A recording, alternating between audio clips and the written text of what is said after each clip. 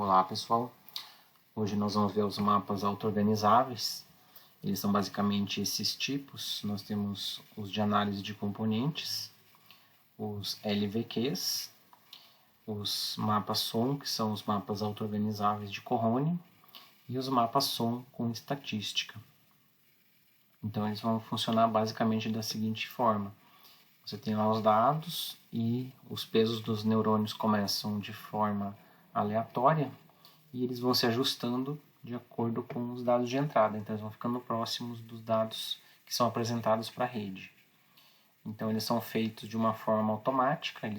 O único que é feito supervisionado é o LVQ e os outros são feitos de forma automática. Então nós temos a primeira rede não supervisionada. Esse tipo de atualização ele pode ser feito da forma hard, feita só a atualização do neurônio vencedor, e ele somente ganha os recursos, e a maneira soft é quando o vencedor e os seus vizinhos eles recebem uma parte dos recursos também. Então nós vamos fazer o critério de competição utilizando ou a distância distância mínima dos dados de entrada com os pesos, ou fazendo a distância retangular, que é um pouco mais barata computacionalmente.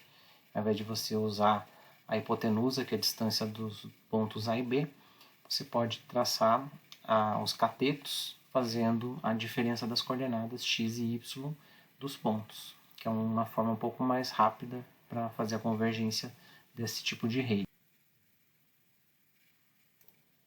Então nós vamos trabalhar com os agrupamentos. Então os neurônios vencedores eles vão ser os representantes.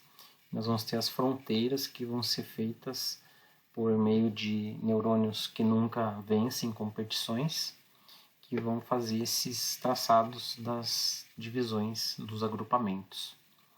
Então aqui nós temos os clusters separados aqui. Nós podemos também fazer classificações de conjuntos dos clusters também, para fazer uma rede um pouco mais complexa. Então, nós temos aqui a diferença básica de agrupamento, né? Então nós vamos fazer grupos, não fazendo supervisão, e a classificação é aquele processo que a gente já fez nas redes anteriores. Nós vamos ter a rotulação de amostras e fazer a supervisão dessas classificações. Então aqui nós temos o mapa de Cohone, que é a rede mais utilizada desse tipo.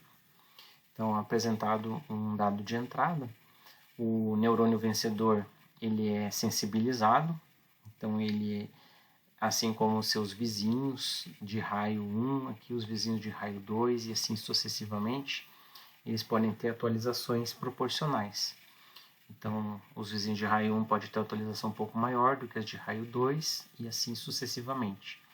Nós podemos ter a topologia desse tipo de rede quadrada, nós podemos ter a topologia hexagonal, retangular e aqui a cilíndrica, que é quando você pode dizer que esses neurônios aqui, desta coluna aqui, eles são vizinhos dessa última coluna.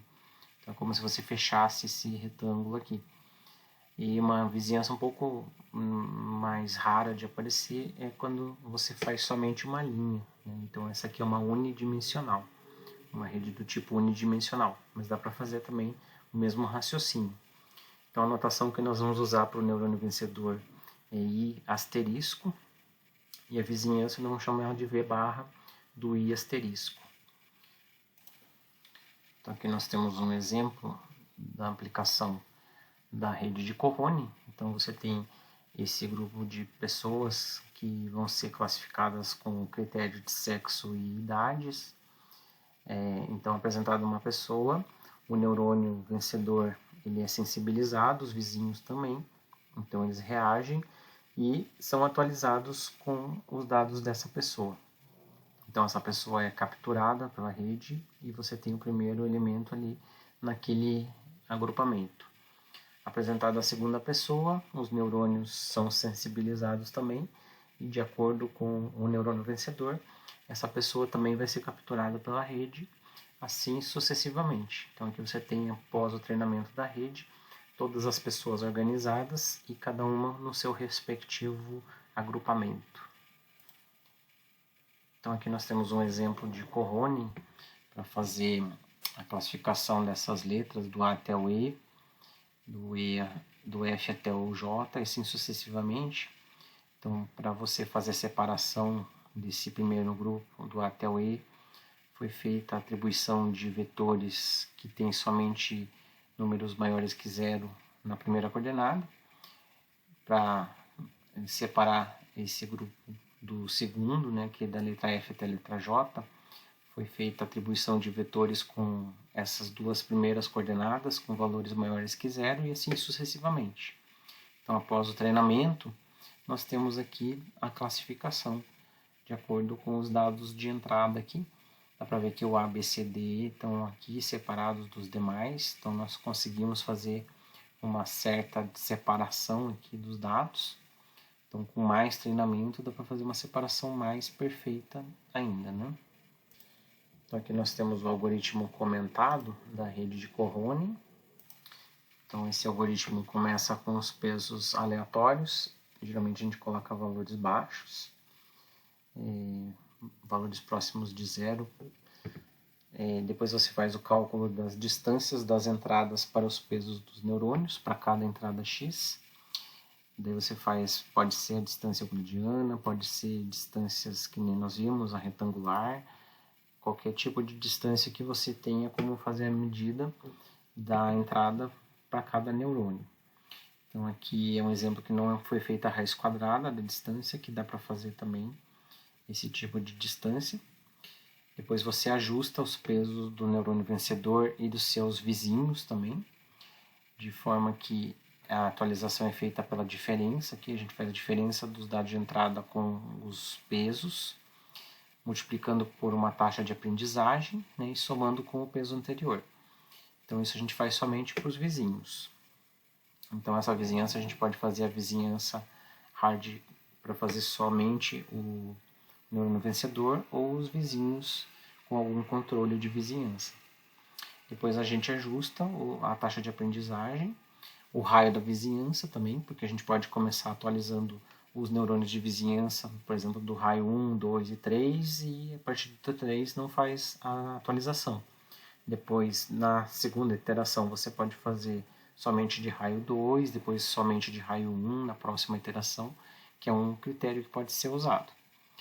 Depois, se você não tiver mudanças substanciais no mapa, então quer dizer que ele está em estagnação, então ele já não tem mais o que aprender com os dados de entrada, e você pode voltar para o passo 1.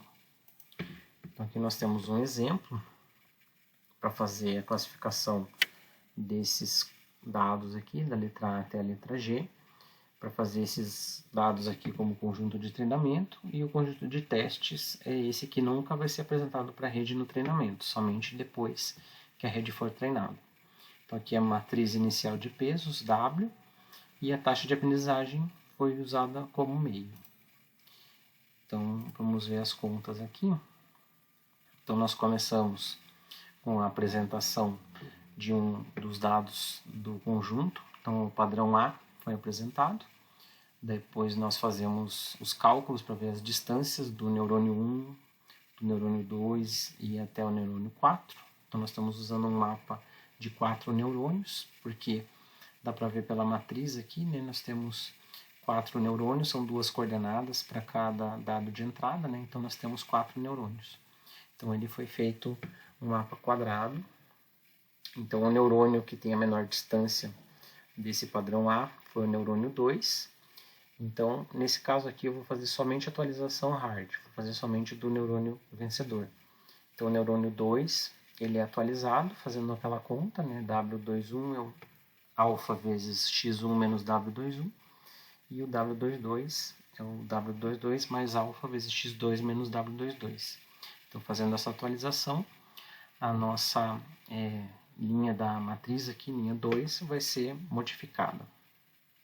Então, depois, nós temos aqui a atualização e é apresentado o padrão B. O padrão B, também nós fazemos as contas aqui para ver qual é o neurônio vencedor. O neurônio vencedor foi o 3. Ele é atualizado E nós temos aqui a apresentação do padrão C. O neurônio 4 é o que tem a menor distância. Então, o neurônio 4 aqui ele vai ser atualizado. Depois o padrão D é apresentado à rede. Novamente o neurônio 4 foi o vencedor para esse padrão. Depois o padrão E. O neurônio 2 foi o vencedor, então ele é atualizado também. O padrão F. Então ele é apresentado à rede. O neurônio 2 também é vencedor deste padrão. E nós finalizamos com o padrão G, que é o último padrão de treinamento, né? Então aqui, depois, na segunda iteração, atualizamos o alfa. Nós podemos fazer atualização linear, como foi feita a atualização nas redes anteriores.